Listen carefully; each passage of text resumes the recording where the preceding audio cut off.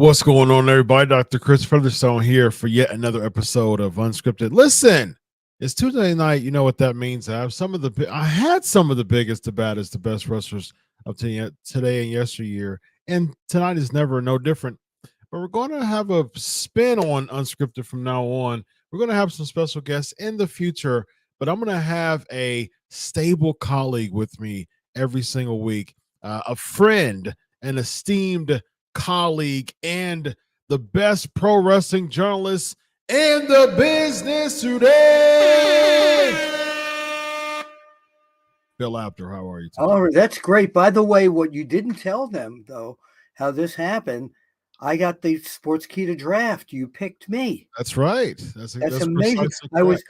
I almost got picked by Russo. Almost. Yes, But yes. I don't know how much more money you put into this pot here, but you got me, and I'm glad to be here, bro. Yes, that's right. I got Russo on Mondays and Apter on Tuesdays, man. Yeah. I'm glad I was drafted here. Indeed, man. It's great to be back with you. Yes, indeed, man. So here's the thing, for all the SK Nation, I've been podcasting for a while. You've been doing this thing for a long time. Forever. So, for a long time. Abraham Lincoln was my first guest. He was your first guest, right? Yeah. Yes. So this is what we're going to do. This is what we're going to do with the Unscripted show here. We are going to talk about latest topics in the world of professional wrestling. However, what we're going to do is, because I'm all about interactive, I'm all about the chat room and being interactive. So what we're going to do is we're going to allow the chat room pick the topics for a week. Of course, it's a 30-minute show, so give us as many topics as you possibly can. And of course, the super chats come up first. So before I got one. Okay, you'll start right off. Let's do this. Why was Braun Breaker not drafted? I thought about that. Why is he not drafted? They took so many people from NXT and a lot of people that no one knows unless you really follow NXT, and a lot of people don't. But when I sat there and I watched the 2 nights on SmackDown and Raw of the draft, I was, but how is this possible? Yeah. What do you think? I agree. That was very surprising to me that Braun Breaker didn't get drafted.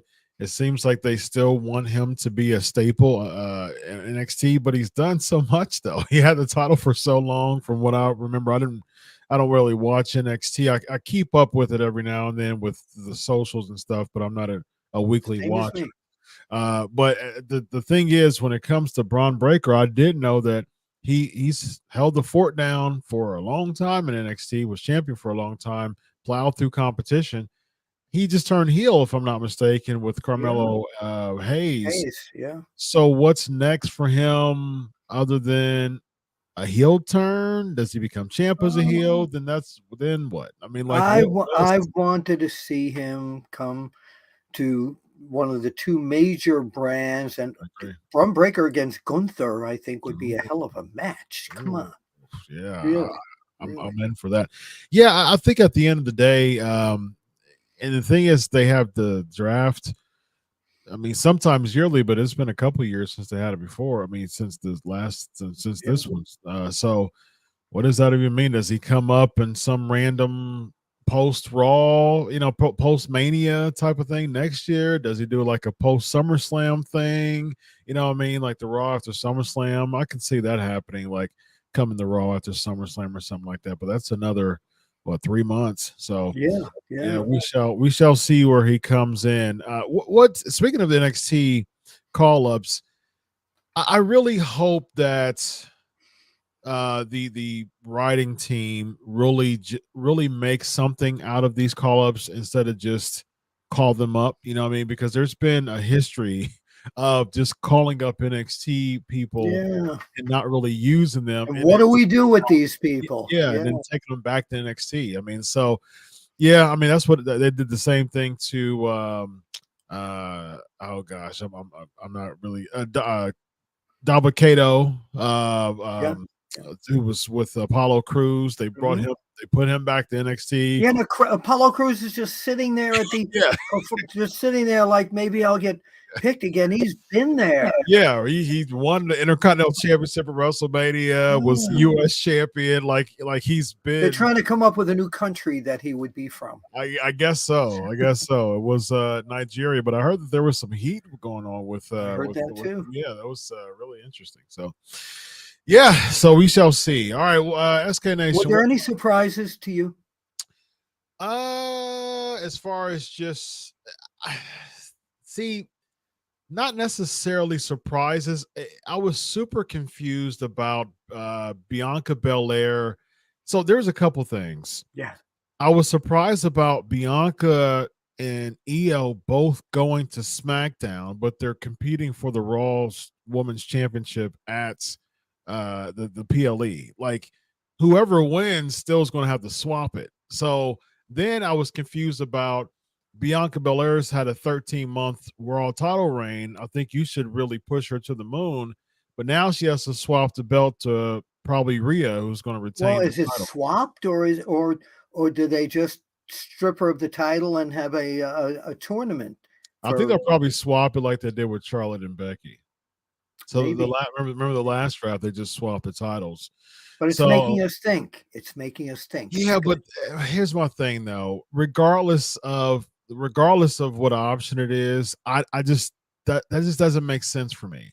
Like you've been champ for 13 months and it ends because you got drafted to SmackDown. That's the reason why I think they should call the women's championships similar to the men's. It should be I agree. the WWE Women's Championship and it should be the World Women's Championship. Yeah. Like Yeah. so, if regardless if you swap, it doesn't matter. You don't. I mean, if you get drafted, you can literally just keep the belt with you. You don't have to worry about just. Yeah, but I think they're going to do a women's world championship too. The whole thing here now of interest is with Cody and Mhm, Roman Reigns, mhm. because let's say Cody finishes the story, so to say, and he wins the World Heavyweight Championship. Yeah, yeah. Do we see a match of the World Heavy Oh, you're freezing on me. Say that again. Do we the see? Say that again.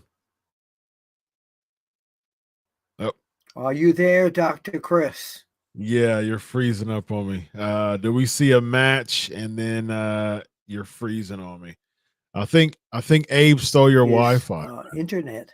So until he comes, there you are. Are you back? Yeah. I was Yep. getting ready to do my one-man show. Very nice. Yeah, I mean, I see you. I don't know because you seem grainy, but okay. Sounds like ask that question again for me, man. My man.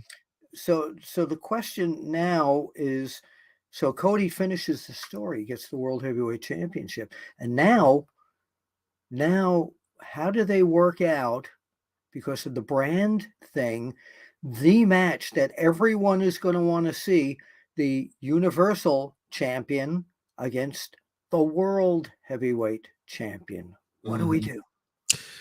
Firstly, I do not think Cody should win the World Heavyweight Championship at all. I mean, like it. I think he should beat Roman. Like you have to continue that and make that and continue that because at the end of the day, if Cody wins the World Heavyweight Championship, that automatically makes him look second best, and that he couldn't beat Roman Reigns. And Well, because he no. couldn't That's beat what I'm Roman saying. The Reigns, match, because he now gets the world title, Adam Pearce or whoever the powers that be mhm. say, we're going to take the two brands now, and we are going to have a match with Cody Rhodes against Roman Reigns, and we're going to merge this into one world championship. Maybe. Hmm. So why would you bring in a world heavyweight championship just to merge and make it? See, I'm not opposed to having one title. Yeah. I'm not opposed to that. The only thing is I don't like any of the three designs. I don't like the WWE, the Universal, or the WWE's version of the Big Gold Belt. Yeah. I mean, if you want to talk about Big Gold Belt, that's the one right there, the Big Gold Belt, The the original. Flair one. That's right. That's right. Mm. The Flair one.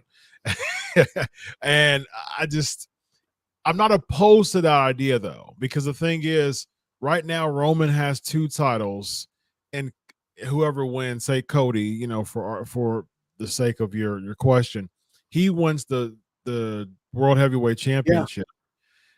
You merge them together, and I think that may be a WrestleMania 40 thing. Yeah, that'd be great, because the world champion then goes to both brands. I Both mean, if brands. Brock Lesnar can do it, why Yeah. can't the world champion? And plus, you said that Roman has both brand titles now, but they don't call it that anymore. They just call it the Undisputed Universal Championship. They There's say no Raw and WWE SmackDown. Universe. See, that's the thing. They call it the undisputed WWE Universal Right, Championship. right. So that means that he's the undisputed champion. There's no dispute that he's the champion of both brands. Of the He's a universe, but not the he, world. but he's the right, right. Now we're gonna have a galaxy championship to Right. represent the If you remember, I'm shocked that nobody has ever brought up that the Universal Championship was the main championship in Carlos Colon's Puerto World Rico. Wrestling Council. Yeah. You see, Yeah. yeah. Very few people bring that up. Absolutely. I remember that. That's when they say Universal Champion. I'm like, huh? Yeah, I'm thinking of a Carlos Colon World Wrestling Council for Oh, well, sure. now they're in Puerto Rico too. Yeah, Their Backlash is in Puerto they are. Rico as the Universal Champion. Well, no, is Roman is not, is he on Not on that the show? card. No, On the card. no. He's Right. not. He's banned there because the Carlos Colon and Victor Jovica still hold the Universal The Championship. Universal Championship. That's exactly right. Here's the thing. What do you think about this, Bill? So they just threw in Seth Rollins versus Omos. It's a couple weeks ago. Rollins didn't even know that it was allegedly. He didn't even know he was on the card against Omos because he tweeted the "alrighty then" meme of Jim Carrey, which was funny when they announced it on the socials. So just a throwaway match, didn't make any sense. Why couldn't they just do Seth versus Roman at Backlash, especially Oh, since what we saw with Monday? that's a SummerSlam match. That's not the B type of pay-per-view match. That's a SummerSlam They've match. had they've had B pay-per-view matches before. I mean, like Yeah. if you like, the thing is, I mean, I think you want to really make it big because it's Puerto Rico. You know what I mean? It's a Puerto Rico, Bad Bunny and all that Yeah. stuff. I do think that you can't save Rollins and Reigns. What do you think about Rollins? I mean, here's the thing, Bill. I've never been really high on Rollins. I know. He's a good competitor. I mean, he can wrestle very well. What do you think about the singing gimmick, man? The fans love him. Mm-hmm. And when you come out, just there are other like it during the draft. Shawn Michaels was leading people to that Triple Rollins H theme and too. all that. Yeah. I think he's an incredible wrestler. He's a great showman, and his laugh really annoyed me for a long time. It really did.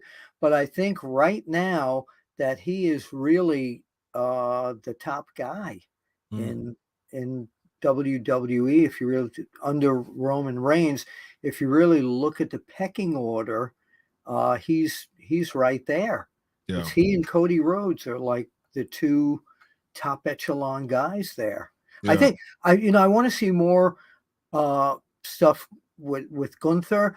He has no color at all in terms of showmanship, and he's a good old. They hate the word, two words, but he's a good old pro wrestler. Yeah. I'd like to see them do more with him. But Rollins and Cody, the two guys that I think draw the crowd, and you can't rule out the heat that Dominic Mysterio is currently getting. Oh my God, they're gonna kill him in Puerto Rico. Yeah. Yeah. I've said this before, man. I've said this in previous shows. Give the guy a full beard. Let him keep the Guerrero mullet. And sooner than later, man, you got to cash in on that heat, man, and make him some champion. I think I think you got to do it, man. Like that heat is just lightning in a bottle, and you can't just allow that to just go away and just it. Like there's certain people who tries to get that type of heat.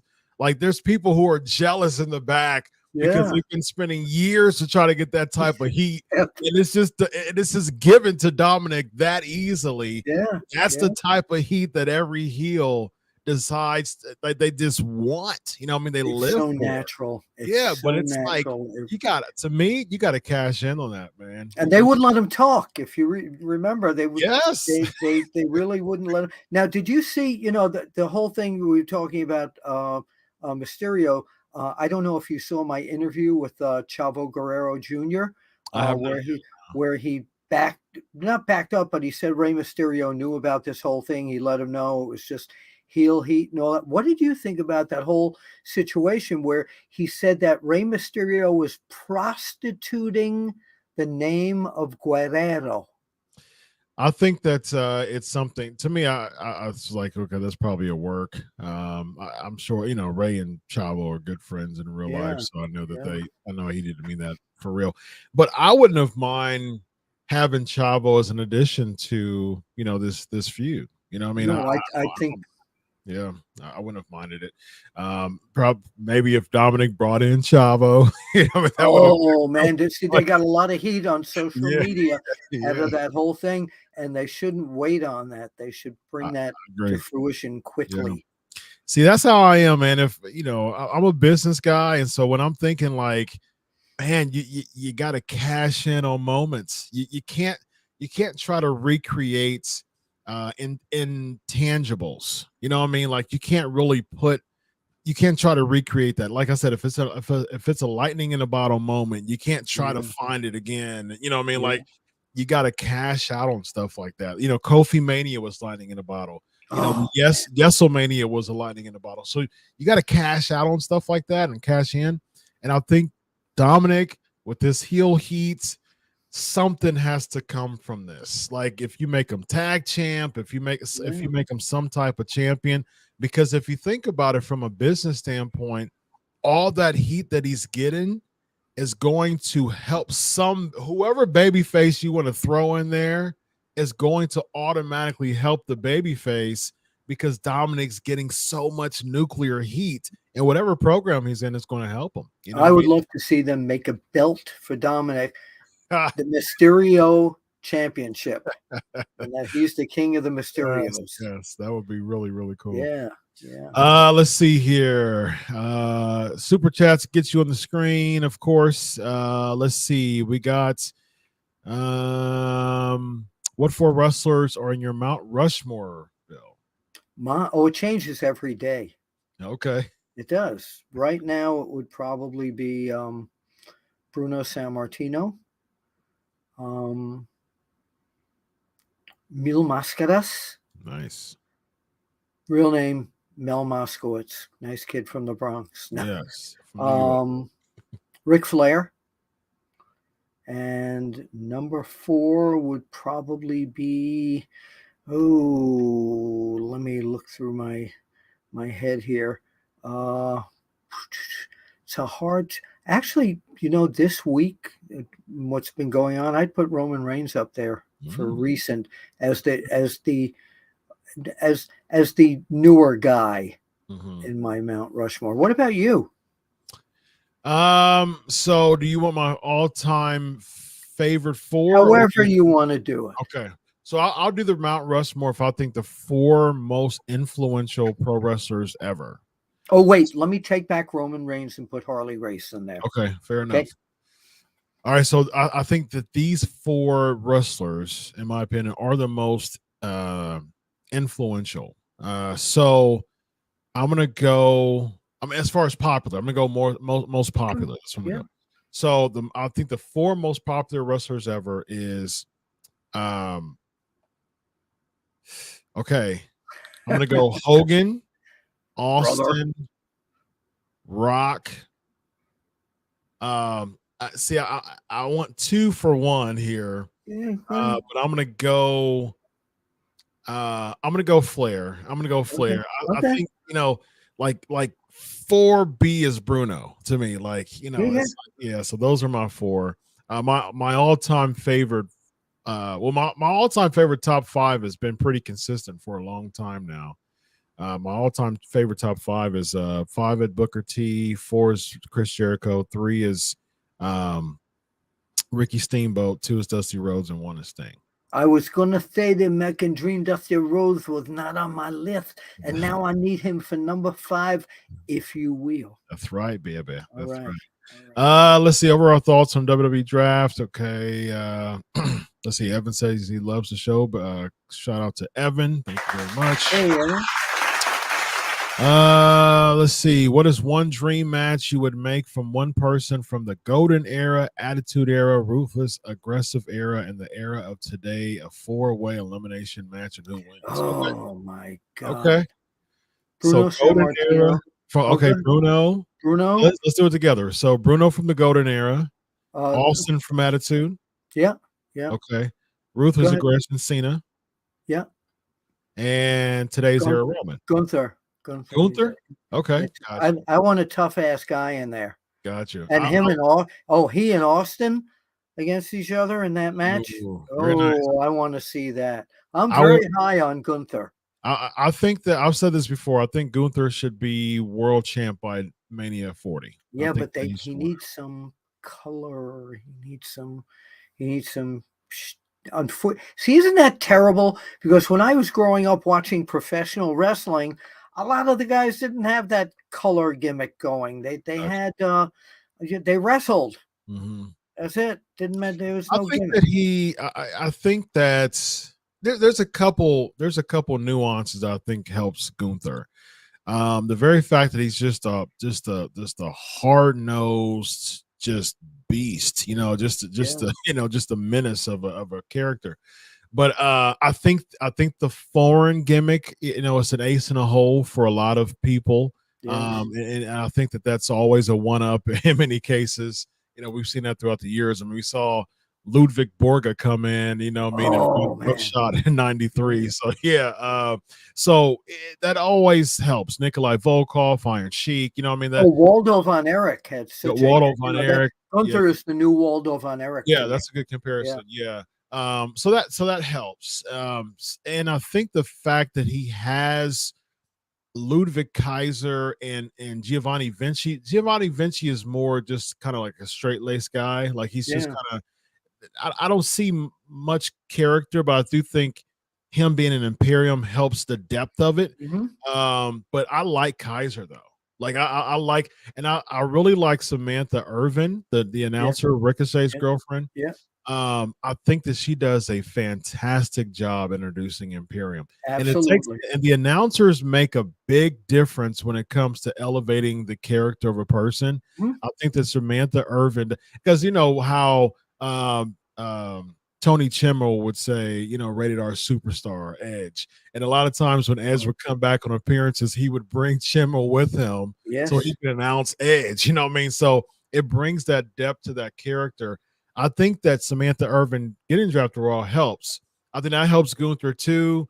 And man, if you just see the facial expressions of Kaiser and Mhm. just and I'm like, see, that's professional. You're learning the craft, and I can appreciate that in a wrestle. He'll just have this very snide and snarky, Yes. very Yes. Yes. just like he'll have his hands behind his back and just kind of do one of those things, look at just kind of look, just Yeah. really with his nose up in the air to the crowd, and just really like I appreciate Perfect. those subtleties. Yeah, See now, on the other end here, Justin Roberts does that so well in AEW. yeah, I yeah. mean, the way he announces things, he's the modern day Michael Buffer that Ah, way. very He's nice. so good.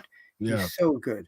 He used to announce the Undertaker very well. Yes, I Um, remember. yeah. I remember. Let's see here. Do you think possibly losing to Brock Lesnar at Backlash could further diminish Cody Rhodes? All right, let's talk about that. Let's talk about Cody Rhodes since we're approaching the PLE this coming weekend.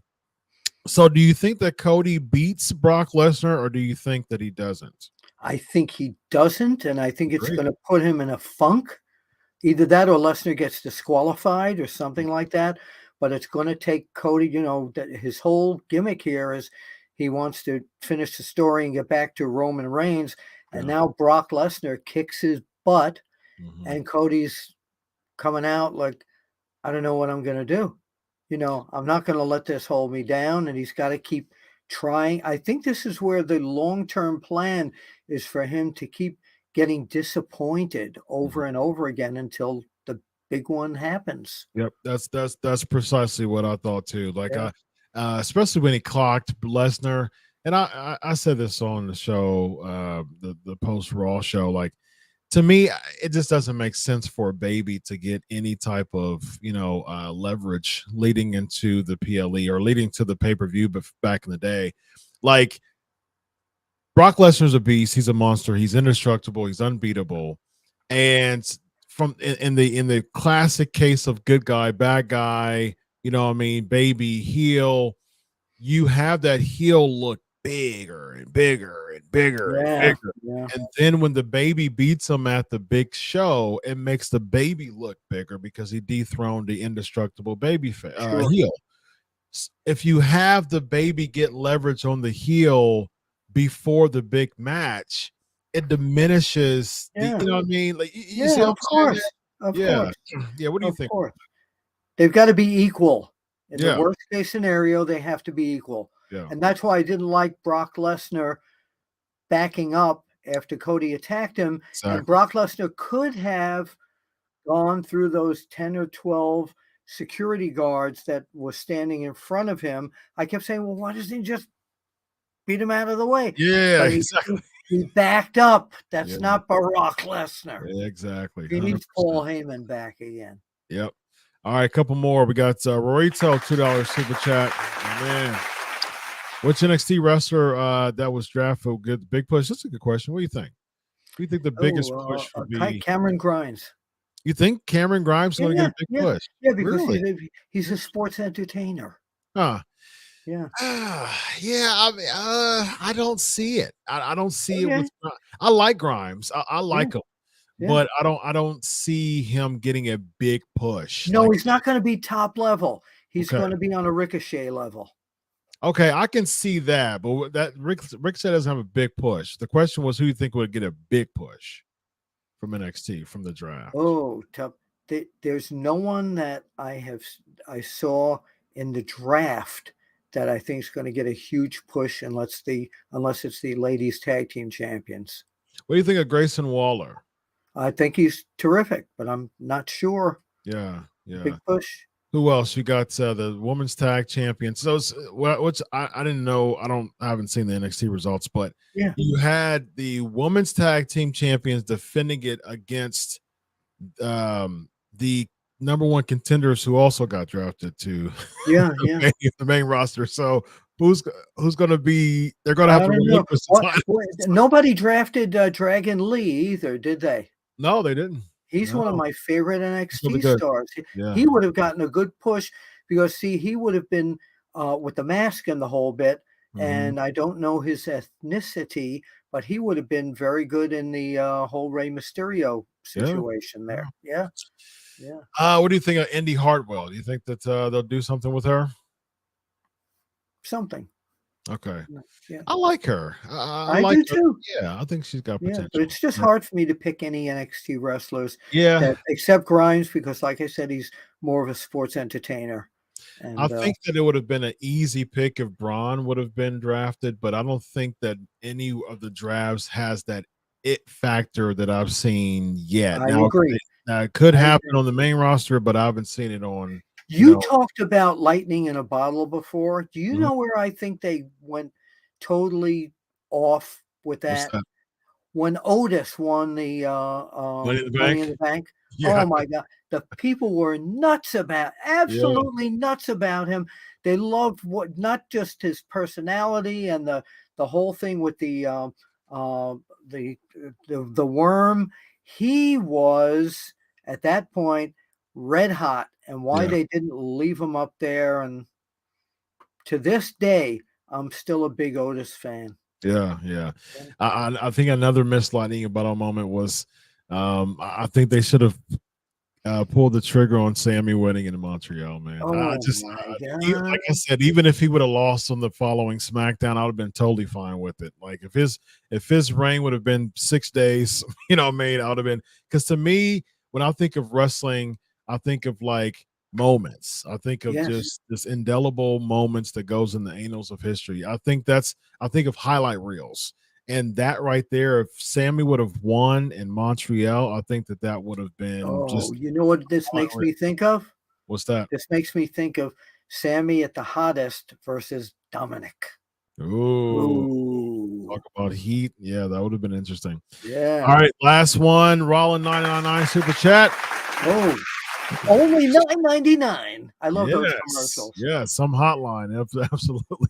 Is Roman's absences really like Hogan's absences as champ? I remember Hogan being in every pay-per-view and all Saturday night's main events. Roman misses PLEs and expected Raw SmackDown shows. It seems very different. What do you think? What do you think about it's definitely different. Definitely different. Hogan was it was a different business back then. It was a different era back then, and Hogan kept himself more visible than Roman at this time. Yeah. I mean, from what I recall, Hogan was absent quite a bit too, because I mean, plus the thing is they would have like superstars with Gorilla Monsoon and Bobby Heenan and things like that, and they would just like cut promos, but they would show they'd show them. They would show. So but they don't do that with Roman. See, I missed that part of pro wrestling where if Roman's not there, well, we've got him in his home right now. Cut 5 promos. Yeah. But that's the reason why they need to have B-rolls. You know what I mean? Now wait a minute. On Monday Night Raw, when the Usos, Paul Heyman was talking to Roman Reigns. Well, there you go. There's your appearance. You notice, by the way, he went from a wireless phone to a cell phone now. That's right. Yes. But what I'm saying is, so Roman is not allowed to be on Raw, yet he was giving advice from ringside to Paul Heyman. That's his presence. See, that's his appearance. So he'll be on the phone, as an appearance. Yeah. Well, that's Paulie's trademark, was always the phone. That's true. He brought it back. I think he should bring back the old huge, phone that he used to have back in the day. I have one here. I have. Do you really? No, you can't see it. here, but I have a wired phone on the wall. Nice, very nice. Yes. Cool. All right, we're gonna close up. Hold on a minute. Hold on. Let me see if I can get Yes. you to see the wired phone. All right, I let me probably see. should not be doing this and ruining the. There's the Sting hat. Nice. There it is. Very You nice. see that Bell telephone? I do. Very nice. Look at that, and it works. It actually absolutely works. Nice. You still have a landline? We do, because we have the Comcast triple thing, but we don't use the landline at all. The landline is a wonderful line for people to say, "Hi, is Patricia there?" Oh, and Nice. then we have a wrong number. I'm sorry. What I do now when they do that, I become Patricia. Very I say, nice. "This is Patricia. What do you want?" Then they hang up. Very nice. And you can use it for fax too. People still have landlines for faxing when they fax at home. Yeah, So, no. This is hooked up to Comcast, so we yeah, get TV, internet, and phone. nice. over. They still landlines still work somehow. I haven't had a landline in a long time, It's gonna but come back, Chris, just yeah, like I'm records cool are with coming it. back. I'm And cool with it. Interesting fact before we close. Before I had this nice setup and all this podcast stuff, I started Pancakes and Power Slams 11 years ago. yeah. Wow. Yeah, 11 years. Yeah, Wow. I'm about to actually jump on the Pancakes and Power Slams just in case who wants to jump on with me. This will be episode 579. That's amazing. Thank you, man. I appreciate That's it. amazing. That's incredible. That Thank really you, man. is. 579 straight weeks. So Wow. so yeah, before I had this nice, setup here, I started with the landline. That was my first. I remember. I had dial-up, that AOL. Yeah, man. Yeah, that was great. By the way, I want to before we go, I do want to mention to everyone to please check out the Time Machine on Wrestle Yeah. Binge. Had Chavo Guerrero Jr. On not on a separate video, but Mac Davis and Holla Holla, Teddy Long and I with on Wrestle Binge with great topics, and Nice. we just taped earlier tonight, going on all about the draft. Nice. So yeah, Cool. subscribe to Wrestle Binge, everybody, here on Sportskeeda. Yes, indeed. All right. Have your topics ready, and for next week, we will be doing this. This is unscripted. We'll be chatting with your topics just like we did this week. Hope you had a fun time, Bill. I always do with you, man. I love it. You know what would be a great topic for part of next week? What's that?